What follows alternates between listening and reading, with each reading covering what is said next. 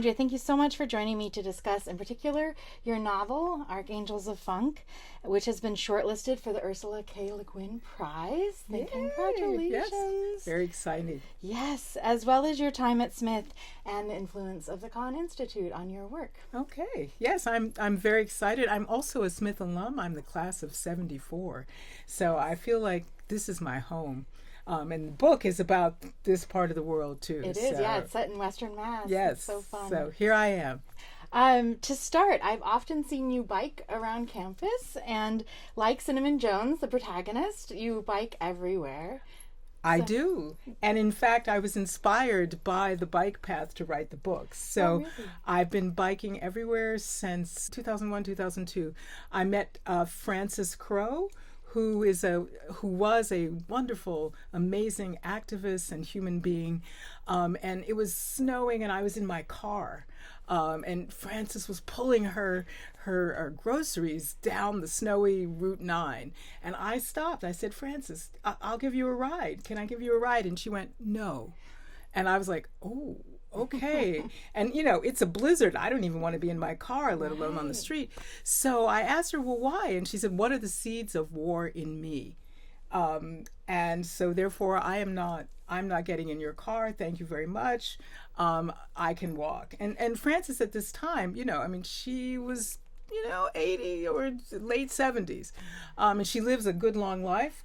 Obviously she had that energy, but I was like, wow, okay. So, the notion of a Quaker witness, that was in front of me about cars, I was like, I can do better, and so it worked. It was a Quaker witness. So she didn't say, oh, we're like doing bad things or you shouldn't drive or get out of your, she didn't do any of that. She just said, what are the seeds of war in me? So this is what she could do. And so I thought, well, what can I do? So after that, and I love biking, and I just would stop during winter. And I'd been to Germany where people biked everywhere. So, I biked in the rain, but I stopped during winter. And then I went, you can bike during winter. So I now bike all year round. And meeting all the different people I met on the bike path over time made me want to put it in a book.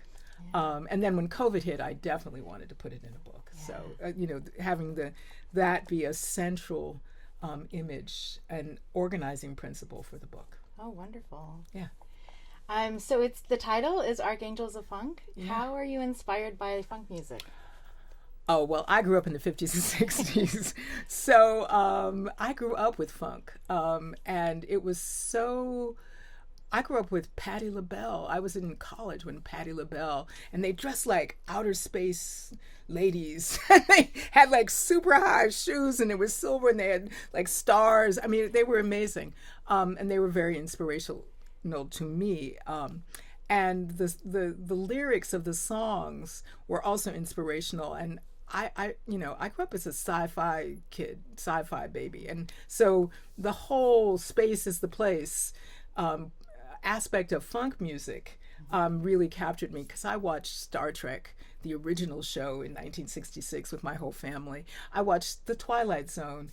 All of those early investigations of what does it mean to be a human being that, happened in science fiction, I watched and experienced. And plus I read all the books that I could. My brother was a big comic book and sci-fi fan, so I read whatever he told me to because he was my big brother. So I read a lot of Heinlein and early science fiction people. And then when I was picking, I read Ursula Le Guin.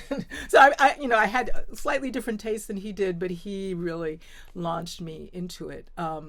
So the combination of the Afrofuturist reality that I had been engaged in without having the name Afrofuturist, right. It was just funk and, the funkadelics or, space is the place. So you could say that to someone and they would go, yo, man, right. The funk was the same thing. You had permission to be whoever you wanted to be. And that really inspired me. So that's why I call it Archangels of Funk, because they are these like ancestral figures inspiring and offering. And then there are actual ones in the book, but the whole idea of them really just allowed me to think of who do I want to be when I was growing up. And so they are still with me now. So that's really a big inspiration for the book.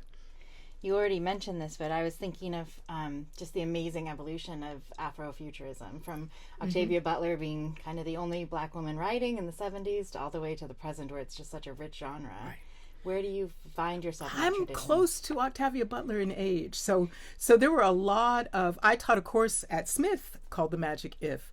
And I looked at all the wonderful playwrights who were really conceiving of Afrofuturism before there was the word. Right. So that word comes into being, in the 90s. And Butler is the major, there's Samuel Delaney as well, but Butler is, the major figure at the time, and she wasn't really popular. Right. Her books become New York Times bestsellers after she's gone. She couldn't find a publisher for Kindred, her first deep dive, let's snatch someone back into the past, a classic time travel novel. And it got published as historical fiction because the science fiction publishers didn't like, what do we do with this?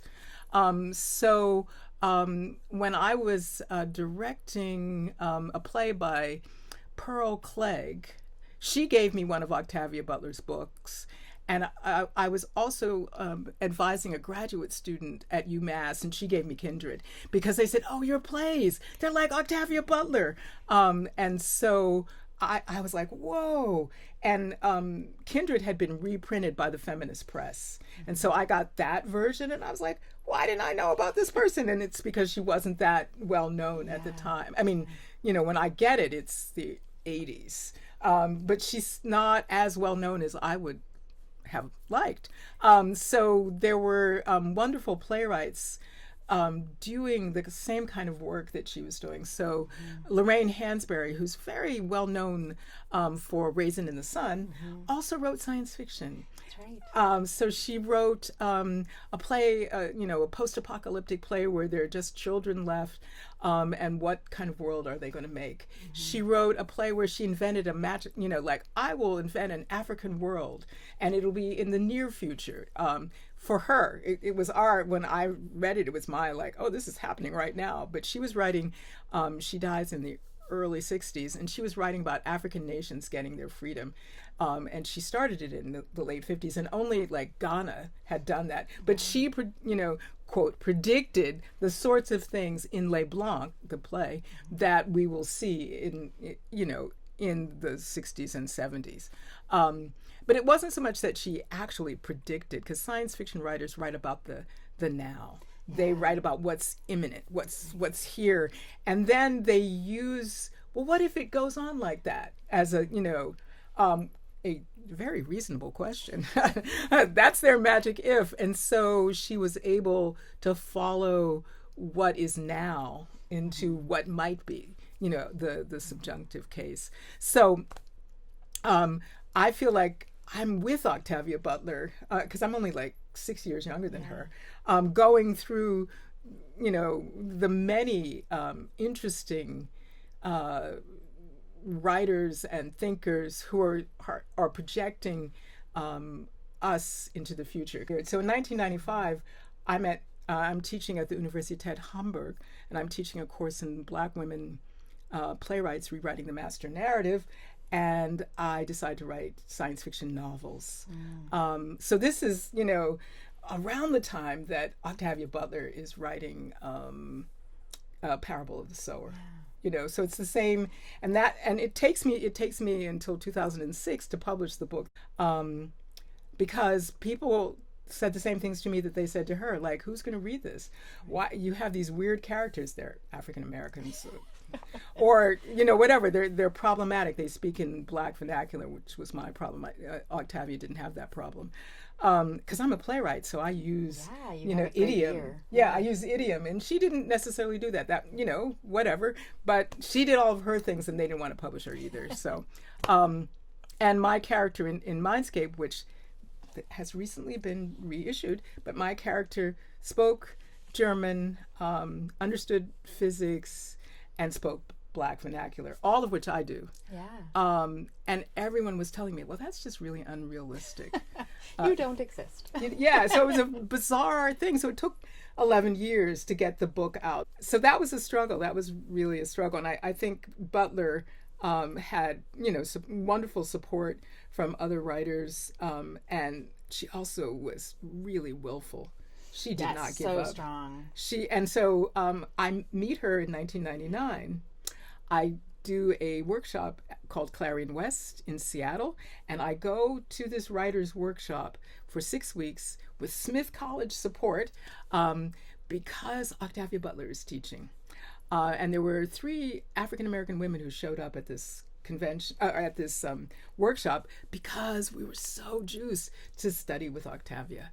Yeah. And one of them is Cherie Renee Thomas, who is now the editor of fantasy and science fiction, and published Dark Matter. Yeah. So she's one of the early, promoters of Afrofuturism. So we all meet and we're like, yay! And from that moment, there's a whole, a lot of gathering. Cherie in particular gathers together, a critical mass of writers and thinkers. And, she publishes all these people who go on to do amazing novels like Tananarive Due. Yeah. Well, Tananarive had already done horror, but, she gets everybody together in one book. Nalo Hopkinson, they're all in this book. And then going on tour and meeting one another. So we have an artistic community as opposed to being isolated. And I'm a theater person, so I think we're all smarter when we're in a group. Yeah. So that, ability to sort of cross-fertilize one another, Cherie really made that happen. And Cherie and all of us got started in the class with Octavia Butler. Amazing. And then I brought her to Smith, of course, because I was teaching at Smith while doing it. So I brought her to Smith a couple of times, and she was just wonderful. She came to talk about science fiction, but she just came once as a thinker. Like, how do you think out of the box? Yeah. So she did a presidential seminar, and it was wonderful. So I feel like this sort of parallel life stream that we were on. She died like 2005 or 6. Yeah. I'm a little fuzzy on that date. She fell and hit her head, and it was just like really, we were all, but so many people were inspired by her. So there's even a book called Octavia's Brood that's, all the people who saw her and said, I can do that, or read her and went, wow, I've been thinking this, or, felt like possible in the world. So she's had that effect on so many people all over the world. That's wonderful. You first created the setting for Archangels during a Kahn project on narrative. Is that I created for the previous book? So the first book that I write in this whole, it's not really a series in the sense of serial. In other words, you don't have to read one book and then the other book and then the other book, but the world. Yeah. I wrote a book called Redwood and Wildfire. Mm-hmm. And I did it, I had a wonderful, wonderful Kahn Institute year-long project called Narrative Identity. And I did it with Bill Peterson in psychology. And we invited a range of people to come and talk about narrative and identity. And we had a wonderful group of faculty and students. And I was writing a book that I didn't like, but I finished it. It was crap, but this is, write your crap. It's really good. Get it all out. And I said, what I'm going to do for the Kahn is take from that book the story that I want to tell, because it was just like, this is not working, but I said I will write a screenplay pulling out the story that I want, and that was Redwood and Wildfire. So basically the novel that I wrote that was crap was really just notes and research, and I was doing it while listening to all the wonderful things about narrative and identity and thinking about how do you create character, what does, we all have stories of who we are, and our stories, create our identity, as we shape ourselves in relation to things that are happening and how we tell them and how we remember them.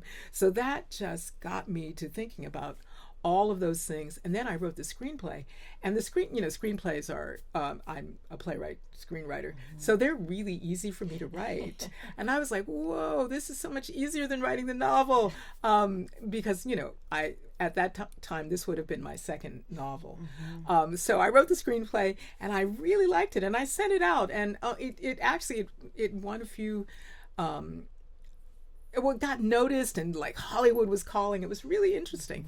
But then, the things that happen, like Hollywood does call, and then they don't. So I said, I'm going to go to another retreat and take the screenplay that I wrote at the Kahn Institute and turn that into a novel. And screenplays are incredible as outlines, because I hate outlines, but I'll write a screenplay, which is a wonderful outline for a novel, because I had all the action, all the dialogue, all the characters, all the setting. And then I was like, oh, that's why people write outlines. Right. But if I, so that was the insight that I got to at the Kahn, that if I got the voice of the characters, then I would have, the narrative identity of my characters came through the voice. If I could get their idiom. And also, I was a little bit nervous about writing this book because it was historical. And I had been of the mind that you should kind of know what you're writing. And, that was like that old saw, right? Write what you know. And now, after the Kahn, I was like, write to know. Write to know. And that was one of the things that came out of the Kahn, that I could, write a crappy book that didn't do what I wanted. And then I realized what I needed to do, what I needed to know. So all of that research at the Kahn ended up as Redwood and Wildfire, which went on and won an award, and got reissued in 2022 because, again, no one wanted that book. The characters were an African-American woman and a Seminole Irish man. And the people said, these are weird people. They're trying to figure out how to be artists. This is like not a weird story whatsoever, with characters who have the dilemmas that, most artists have, like, can I do it? And, I don't know, I like playing my banjo, but other people don't. So some of the things that one could relate to, that are very familiar in the book, but since they were Irish and Seminole and African American at the turn of the 20th century, which is a fraught time. I mean, like right now, all of our times are fraught.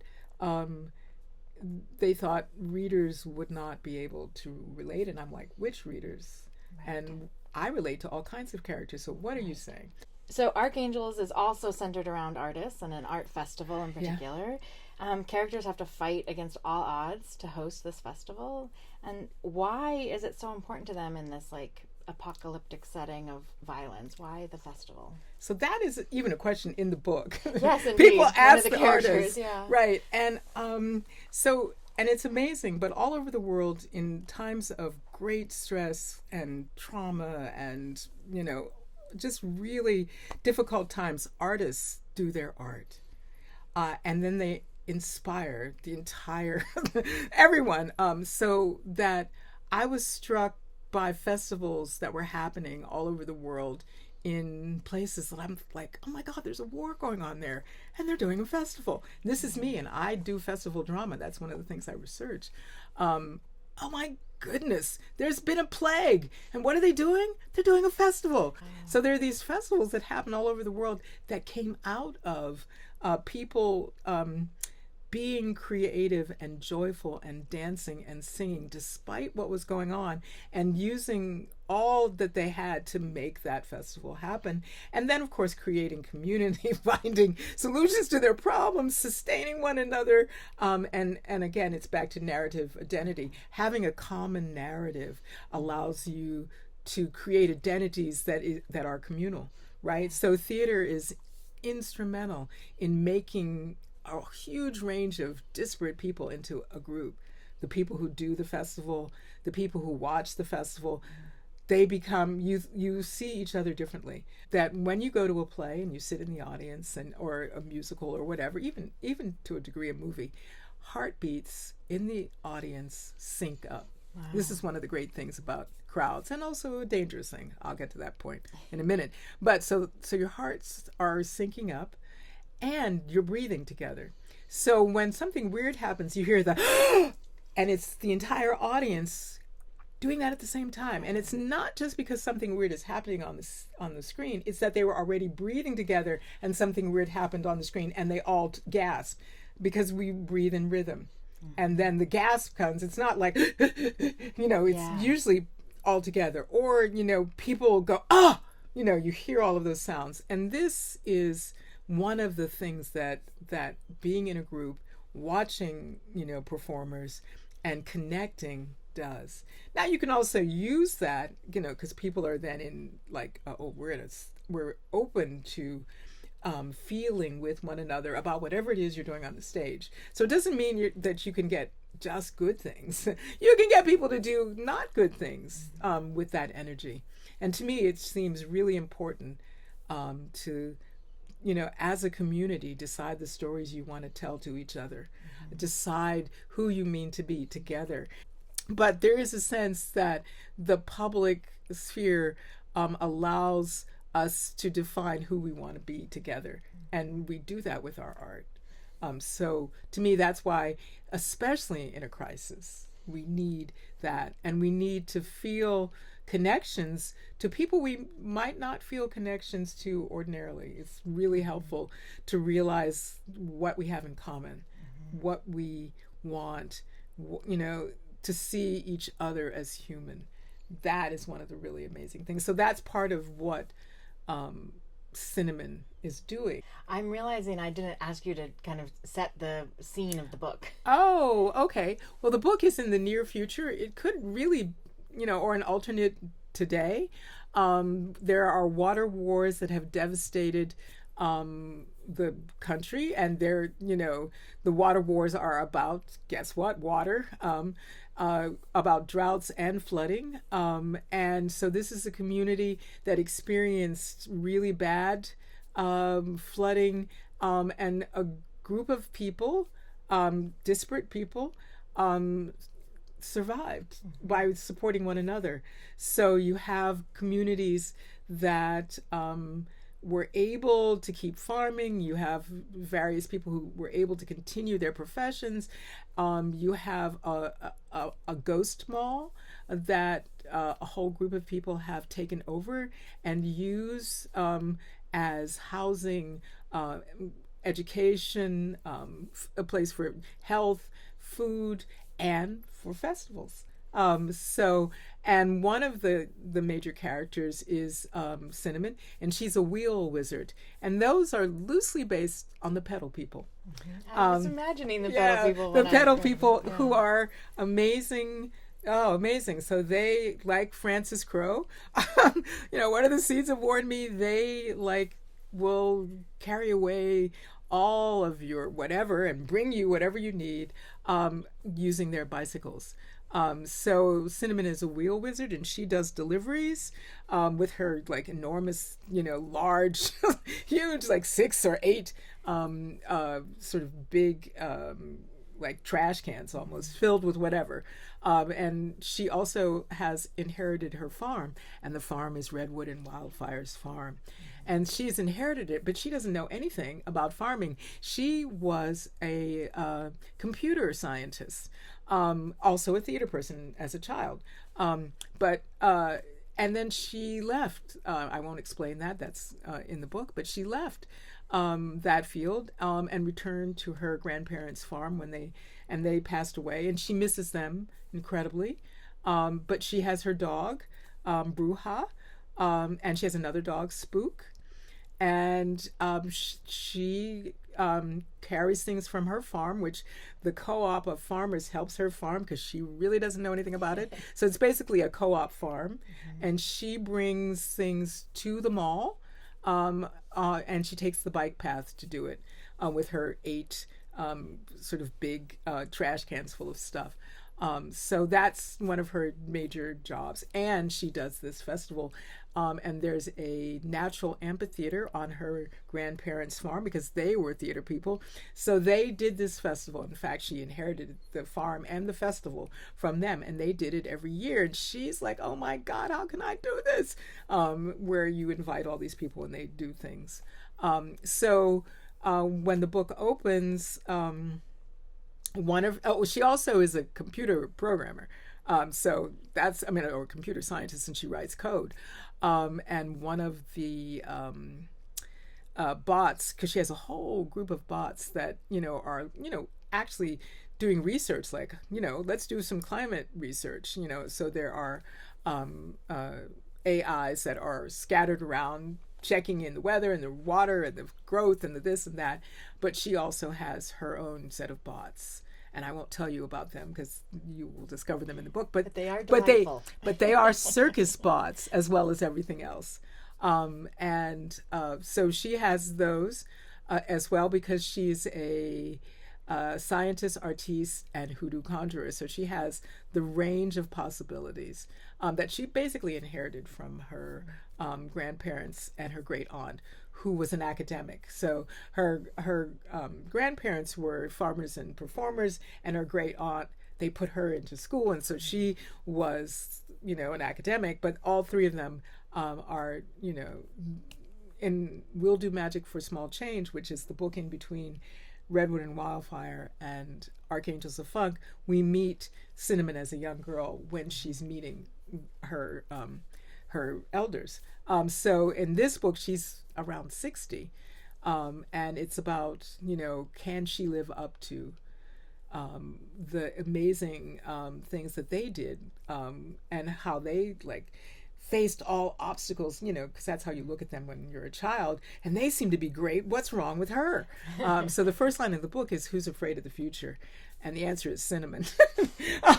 And so how is she going to deal with the future? And here she is, a computer scientist. She's not, poor. She's got a farm. So she should be really good. And she's doing good work. But there are elements in the community that would like to, one, they're trying to co-opt or steal all the resources they can. And so part of Cinnamon's work is how to, face that, resist that, and maintain their community in the face of really ridiculous odds. So that's that. So, and how do we all pull together and deal with these dystopic things? Because for me, we've been in a dystopia for a long time. It's not coming, it's right now. So how do we work against climate change? There's a lot about climate change in the book. How do we work against education? There are devices that mean you don't have to read, so people are illiterate. I'm not really big on that. You probably can tell that since I'm a writer. And there's a young girl who can't read. So what do we do with that? And then there's young, she's like a little girl. And then there's a young man who's in his 20s and he can't read. What does reading offer us? That's a question I ask in the novel. And how do we maintain our stories and our collective identity if we if we give up some of these things? So Cinnamon is trying to hold people not to who she thinks they should be, but to who they could be if they imagined themselves to be. So, and that's a real task. So that's the task of the book. When Cinnamon expresses fear and anxiety to a friend, and the friend tells her, "You heard the kids, we got this," the narrator notes, nobody ever lets Cinnamon despair, not even for a minute. It seemed kind of bittersweet to me because maybe she gets to despair a little bit, but also hope is so entrenched in the book. So how did you that push and pull between hope and despair? Well, I think Cinnamon should have some moments to just go, oh, no. And then, because it's her, I think she doesn't know it, but we know it, that it's her nature to be hopeful. So everyone expects her to be always hopeful. And always like, but I really did want, to think about like how I viewed my elders. They had their bad days and they survived their bad days. Yeah. So I think that's another thing I wanted to, how do you survive your bad days? Mm-hmm. How do you get through the despair? Not like, let's ignore it, but like, how do you use your hope to get through it? And so I wanted to acknowledge, and also I didn't actually know where I was going. I was like, oh, is this a tragedy? You don't usually write tragedies, because I didn't know the end of this book when I started it. So I had to write my way to wherever it was going. Mm-hmm. And I felt she had great reasons to despair, so I didn't want to just have her push that down and not. And I wanted her to be a little mad about people not letting her. Yeah. All of those things. So I wanted that dimensional character. And I didn't know where it would go. I was like, okay, so that you got to follow that. And I think it's important to not confuse optimism and hope. For me, I mean, my definitions, optimism is sort of like, okay, everything is going to turn out all right. I don't really know that. But hope is, if I do these things, things could turn out all right. So it's the difference. It's back to that subjunctive case. It's like, well, if I don't do anything, odds are, crap will stay crap. So it makes sense to be hopeful. It's logical to be hopeful. It's logical to take an action. It's logical to do what we need in the moment to survive and see if we can like get beyond whatever it is that is causing us despair. So Cinnamon sort of knows that, but she has to work her way to that. Yeah.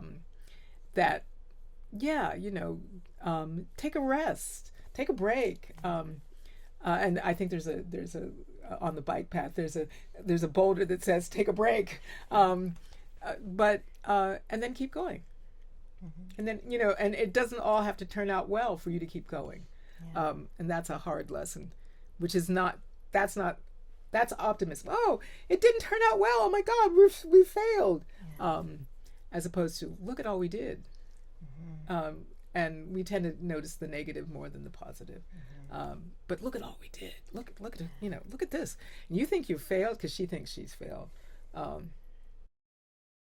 It's quite amazing because it is a dystopian novel that is joyful and hopeful. Yeah. And it's beautiful that you've been able to like combine those things. Well, I think those are important. Mm-hmm. I think it's important to not say it's not really bad.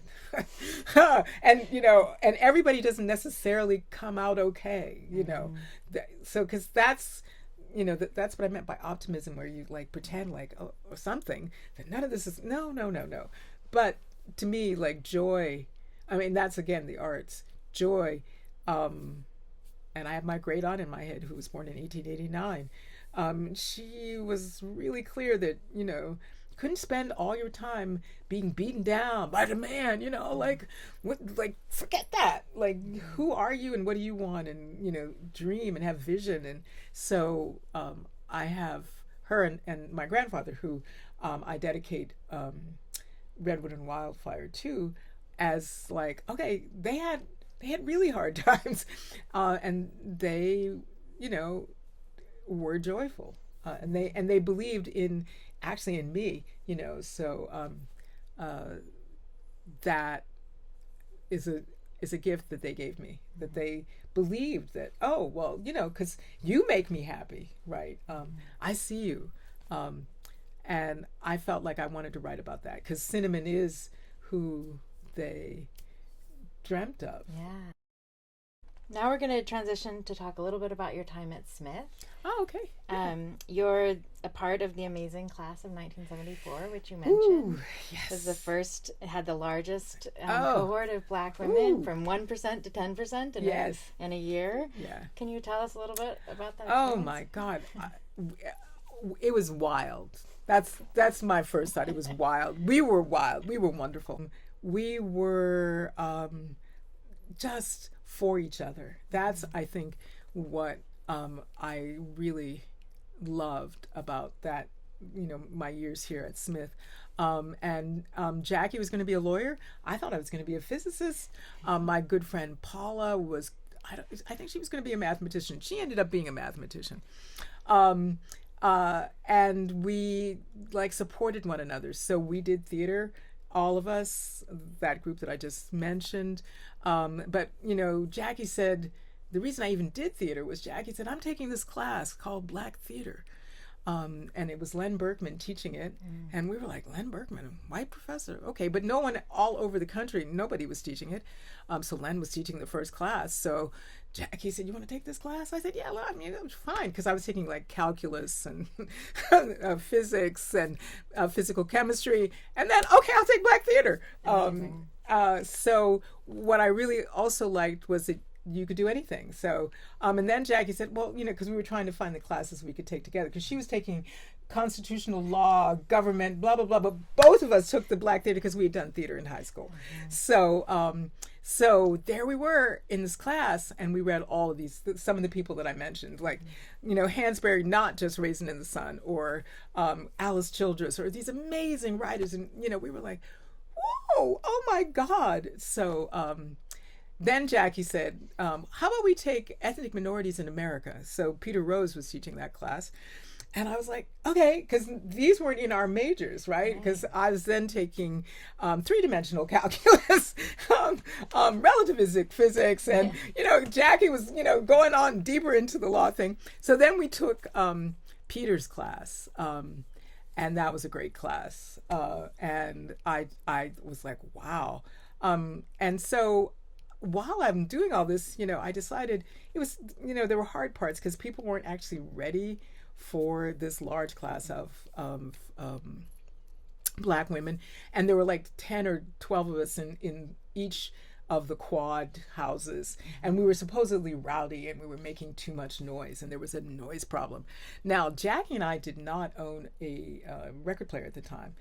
The people who owned record players were these white girls who played funk music because they liked James Brown and Stevie Wonder, but they really liked James Brown. They would blast, James Brown, and we would come out and dance to it. We liked it too, but it was Stephanie and Judy who were, and then they would put the speakers in the quad.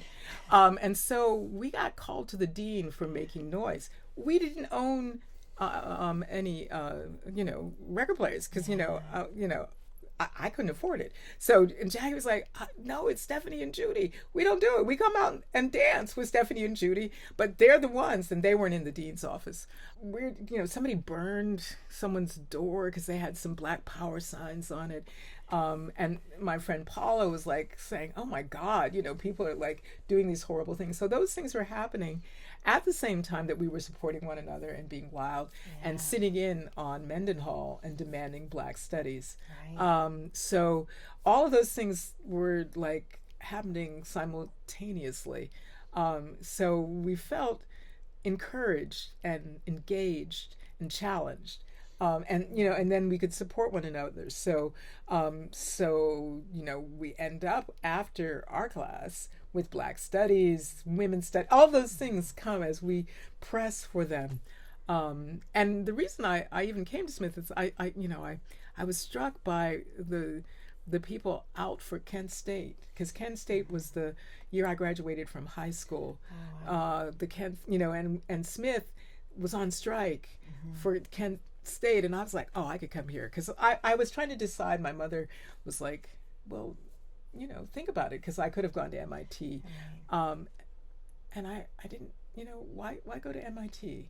Why not go to Smith? Because I could do the physics, but I could also have this other stuff that I wasn't experiencing quite at MIT or at Yale, or places that I also could have applied to.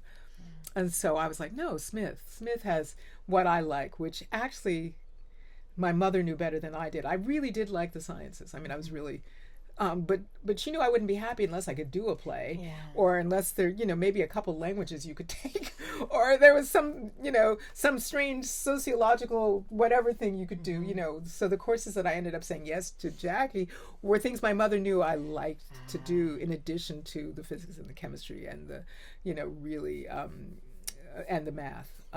So my years here, solidified the idea that I could do anything. And I had like all of these examples of, yeah, see, she's doing that and she's doing that and she's doing that. And it was pretty amazing to have such a, a large cohort of Black women. And we didn't all agree. No. And so that was really nice too. And there was a range of economic backgrounds as well as every tastes and everything. So it was really helpful to have that much variety. So people from Brooklyn and Bed-Stuy, people from Missouri, people from Pittsburgh. I was from Pittsburgh, people from Massachusetts. So it was really good to be able to find out each other's stories. And then to also work for political action, and then also to do the kind of art we wanted or whatever we wanted. So Paula does stay in math. Jackie did become a lawyer. I was a math textbook editor for a year before I went back to graduate school in theater. But I write science fiction, yes, and I didn't realize that that's where I was headed, but that's where I was headed. So what I loved about Smith was,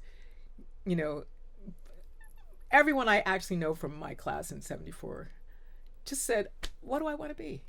And Smith said, okay, try that, try this. And I really did, despite all the other stuff that was happening, and there was the other stuff, the professor who wasn't sure I was serious because I had an afro and black fingernails and stars on my face, because, this was the early 70s. But I was a stone cold, nerd, right? But, nerds could have black fingernails. Right. That didn't mean that I was not totally into it.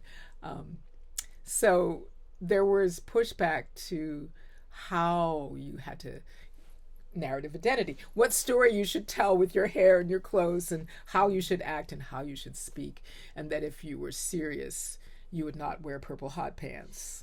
And all of that was like, wow, this is weird. And I hadn't really, realized how harsh those things were until I actually survived them at Smith. Because when I was in high school, I was just really smart, and so I could do whatever I wanted. And I went to a private school, and we said, oh, we want to study Russian. So they got us a Russian teacher. We studied Russian, and then I won the Russian prize. So to me, I could do whatever I wanted, because that's what it meant to, be alive, and I was lucky and had the privilege. So that's from my family, take advantage of all of that. So I feel like I had that, some of it was pressure to, represent as a Black woman and be smart and you're math and nobody can do math, whatever. Which I was like, I'm not doing it for them. My mother is really right. If it's so easy that I don't need to take the class, why am I in the class? Who's getting over? Nobody. So those were good lessons. Even when I faced opposition, I did have the support of the other Black women at Smith, and then my family, just saying, come on, take another language, because I loved languages. So my mother was like, well, go study some other language, drop that thing that's stupid and learn something you don't know. Amazing. Yeah. So thank you, Mom. Yeah. And all of that goes into the books, because I learned German when I was 29. I started taking it at Smith at 29 after, my undergraduate, because I think I took Russian while I was here. And I think I took a little French. I'm not sure, because I did French in high school and Latin. So my mother was like, just learn another one. It's okay. I learned German at 29, and it's the language, which is ironic, that I now am fluent in. Right. So all the ones that I tried, my mother said, well, you'll find one. And she said it okay, and now I talk to people and they go, language learning is hard. How, and I had her voice. Just work. Do the thing that's hard. Do the thing that's hard. So I took German, which is definitely a hard language. And I stuck with it. And you've been to Germany? I've been to Germany a lot, and I taught at the Universität Hamburg. I translated plays by Michael Ende from German to English. I met him. We had a very interesting, wonderful friendship. I taught theater in Germany, and I did workshops with theater artists there. It was wonderful. And yeah, so, and then I've written all of my books. Usually there's some German component in the book. And it was in Germany that I decided to write science fiction. And really it was, my mother, like, take another language, so just go for it. And I thought, oh, okay, well, I really like these plays and these films, so I will learn German. And I said that at 29. And everyone was like, aren't you a little old? And why German? And I'm like, why English? Yeah. Because every language, the people have been oppressive. I'm sorry, there isn't one. You can't find it. But I was interested in some German artists. Margarete von Trotta was making amazing films. And then there were playwrights, and I wanted to read them in German because I decided the subtitles weren't cutting it. And then it's because of my study of German that I write science fiction and fantasy novels, because when I was there, I had I am an alien experience. It was starting at Smith where I thought, well, I can learn German. Right. Yeah. Right. I did 4 years at Smith. I could do whatever. That's how I felt. I felt launched by Smith. And then you returned to Smith as a professor. Ah, yes. And one of the things that you did was to help found the Kahn Institute. I did, yes. Yeah. What were you hoping would be achieved by that? Well, Marjorie Seneschal is just, a brilliant, maker of possibilities. And so that's what she was presenting us with. This is what we can do. How can we shape it? So I was really excited by her vision of interdisciplinary interaction, which is something I love. Mm-hmm. So she found all of us who also loved that. So it was Marjorie Seneschal who I brought Octavia Butler for. Yes. So we were definitely feeling the connection that what we wanted was for people to investigate something from various perspectives, and to also not have the restraints of a particular discipline or the constraints of you have to produce this thing for a class, or the false divisions between students and faculty, and so that you could literally be a group, which for me is like theater, who's trying to make meaning together. Yeah. So it seemed to me what theater is. Let's ask some questions and see what we can make of this, and then use all of what we bring to it, whoever we are, whatever we know, and then together we'll be really smarter than each of us alone. And the more perspectives we have, the more that my mind can get, oh my gosh, I never thought of it that way. So my hope at the time was that we could establish a place where people could come to ask questions, to work together, and to be open to alternatives or other ways of thinking, and to shake up as well as investigate what they themselves brought to the table. So that's what we were hoping. And partly, it was Marjorie. So if Marjorie asked me, I probably would have said I'd do anything. I wanted, because I felt particularly that scientists and mathematicians could talk to humanists and artists. I felt that would be a wonderful, because that's how I feel as a person, that I've been doing that in my head, and I wanted other people to do it. And so the first Kahn project is the Galileo project, in which we actually, Galileo is an example of someone who, defines Italian literature, as well as he was a visual artist, as well as a musician, as well as a tinkerer, as well as a mathematician, as well as coming up with astronomy. So, the notion of the Renaissance person. So Galileo seemed the epitome of a Kahn person. And so it was really exciting to try to figure out how we could stage gatherings where people could have that experience. We had some art people as well.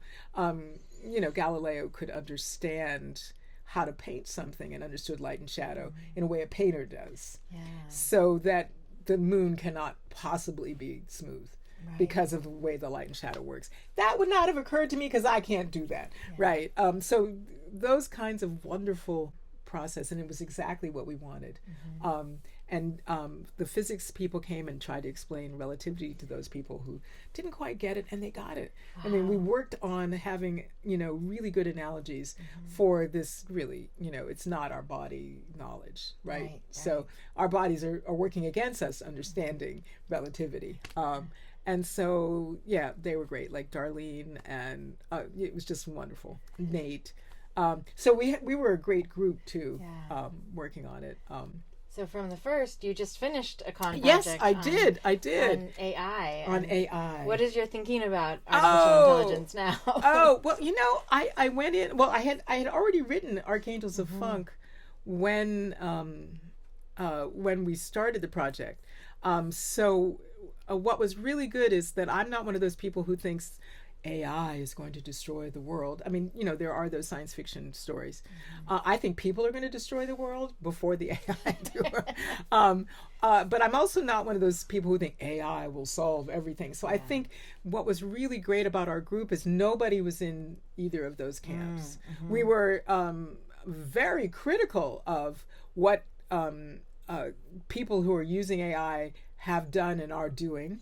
We were also very hopeful for what people who have created AI are done and want to do. So, and we did not feel helpless in the face of, even though they're mighty and large and powerful. So we all felt like it was a harbor, a safe harbor, that we could come and explore various aspects of, what it means that we have these technological capacities, and we also have this social frame, and how to negotiate those. And one of the things I say in Archangels of Funk is there's no tech fix for the apocalypse. Yes. And that was, one of the things that we wanted to work on as a group, thinking about, okay, so AI can do these things. And we had guests come in and talk about all the amazing things that AI can do. But then there are a whole bunch of things AI can't do. And so it was I wanted everyone to have this experience because it was very illuminating. And, really, should we be doing some of the horrible mind-numbing jobs that robots can do? The repetitive assembly line jobs. But the social question is, what happens to the people who did those jobs? Right. And we need to ask that question as we, get robots who then can get in a horrible accident and we don't care, or whatever, but what are we doing with people?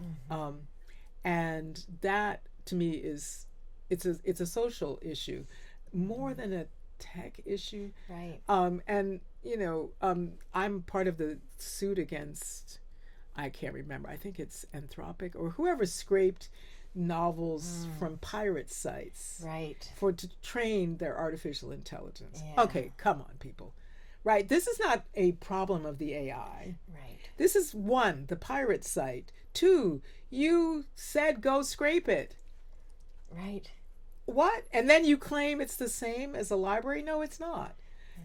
Or that the AI is doing the same thing a person does when they read it. This is all crap. So we need to rewrite the laws, and we need to have ethics. There's one of the people in the group was AI and ethics. So we should have AI ethics. What are those? We need to write them. And so the people who want to exploit the gap are without ethics. Right. They themselves are without ethics, and they can just make a whole lot of money, but it's not illegal. Whereas now judges are saying, wait a minute, it is illegal. Mm-hmm. So, and the other thing that is, I think, many people worry that we're going to eliminate jobs or education or all of these things.